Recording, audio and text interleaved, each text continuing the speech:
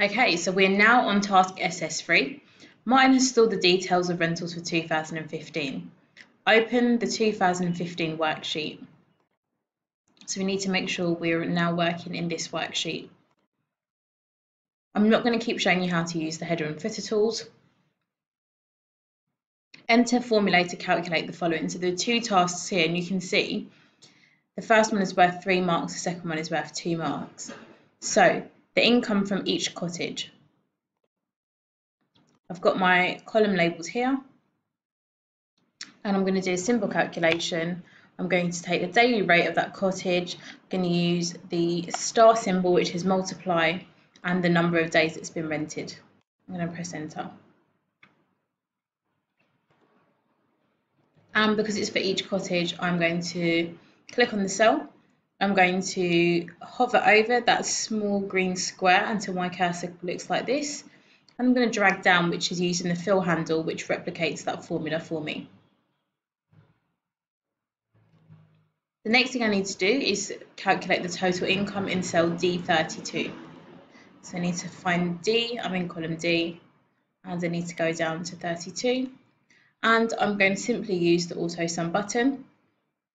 You must be careful because the auto sum button includes all the cells above your formula. I do not need to include D31, so I'm just going to go in there and I'm going to change it to D30 and press enter.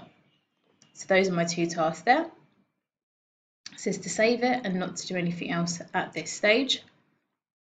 I'm going to scroll down and have a look at the next question. So the number of days that each cottage was available for rental in 2015 is shown in cell D3. Scroll up, there we go. So they were all available for 350 days. Martin wants to know the percentage of the days available that were used for each cottage. Enter a formula to calculate the percentage used for each cottage.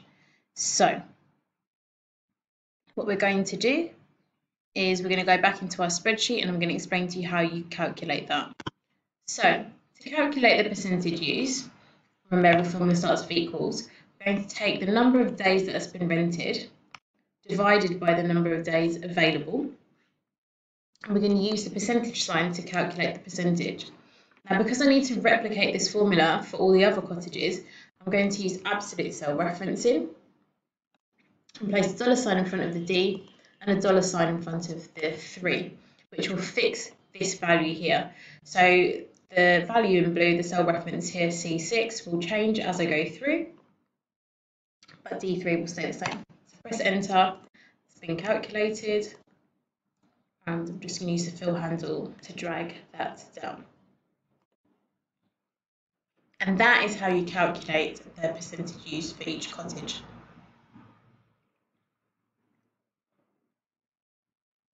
So this one is now asking you to show the formulae. So you need to go into formulas and show formulas. And it's really important that the entire formula is visible when you are saving your spreadsheet. So make sure you can see all of the information. I can see that formula, I can see all of that formula, it's all visible. And you just save it in the same manner as you usually do. I'm going to take formula view off because I'm not saving this, I'm not handing this in. And that is all of task SS3, so that was worth 8 marks.